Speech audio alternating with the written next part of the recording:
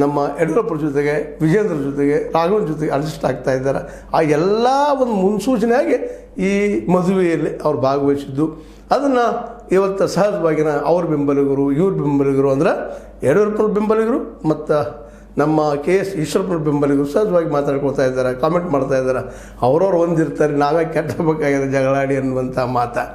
ಇದು ಇವತ್ತಿನ ರಾಜಕೀಯ ಎಲ್ಲದರಲ್ಲೂ ಅಷ್ಟೇ. ಅದು ಯಾವ ರಾಜಕಾರಣಿಯೂ ವ್ಯಕ್ತಿಗಳಿಗೆ ಸಂಬಂಧನ ಕೆಡಿಸ್ಕೊಳ್ಳಿಕ್ಕೆ ಹೋಗೋದಿಲ್ಲ. ನೋಡಿರಿ, ಯಡಿಯೂರಪ್ಪನವರು ಸಿದ್ದರಾಮಯ್ಯರಿಗೆ ಆರಾಮಿಲ್ದಾಗ, ಸಿದ್ದರಾಮಯ್ಯರು ದೇವೇಗೌಡರಿಗೆ ಆರಾಮಿಲ್ದಾಗ, ದೇವೇಗೌಡರಿಗೆ ಏನೋ ಆದಾಗ ಅಲ್ಲೇ ಅದೇ ರೀತಿ ದೇವೇಗೌಡರು ಇನ್ನೊಬ್ಬರಿಗೆ ಆರಾಮಿದ್ದಾಗ ಇಲ್ಲೆಲ್ಲ ಸುತ್ತಾಕೊಂಡು ನೋಡಿದಾಗ ಅವ್ರ ಸಂಬಂಧಗಳನ್ನು ಗಮನಿಸಿದಾಗ ವೈಯಕ್ತಿಕ ಸಂಬಂಧಗಳು ಅವರೆಲ್ಲ ಚೆನ್ನಾಗಿದ್ದಾರೆ ಅನ್ನೋದು ಒಂದು ಸ್ಪಷ್ಟ. ಆದರೆ ಎರಡನೇದು, ರಾಜಕೀಯದಲ್ಲಿ ಯಾರಿಗೂ ಶತ್ರು ಅಲ್ಲ, ಮಿತ್ರರು ಅಲ್ಲ.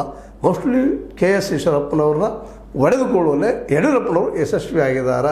ಏನೋ ಸಂದರ್ಭ ಬಂದಿತ್ತು ಅವ್ರಿಗೆ, ಹೇಗಾದರೂ ಕೂಡಬೇಕಂತೇಳಿ ಮದುವೆ ಸಾವು ಇವುಗಳ ಮಧ್ಯದಲ್ಲೇ ಇಂಥ ಸಂದರ್ಭದಲ್ಲೇ ಒಂದಾಗುವ ಸಾಧ್ಯತೆಗಳು ಭಾಳ ಇರ್ತಾವೆ. ಅದು ಈಗ ದಾರಿ ಆಗಿದೆ.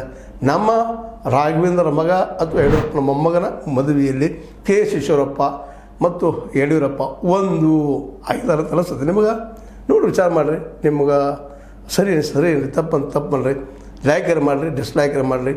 ಯಾಕಂತಂದ್ರೆ ನೀವು ಕಾಮೆಂಟ್ ಮಾಡ್ತಾಯಿರ್ರಿ, ಜೊತೆಗೆ ಸಬ್ಸ್ಕ್ರೈಬ್ ಮಾಡ್ತಾಯಿರ್ರಿ, ಶೇರ್ ಮಾಡ್ತಾಯಿರ್ರಿ. ಮತ್ತೊಮ್ಮೆ ಕೇಳ್ಕೊಳ್ತಾ H16 ನ್ಯೂಸ್ ಅರ್ಥಾತ್ ಹೇ ಸೀತಾರಾಮ್, ಇದು ಸತ್ಯದ ಕೈಗಡೆ ವಂದನೆಗಳು.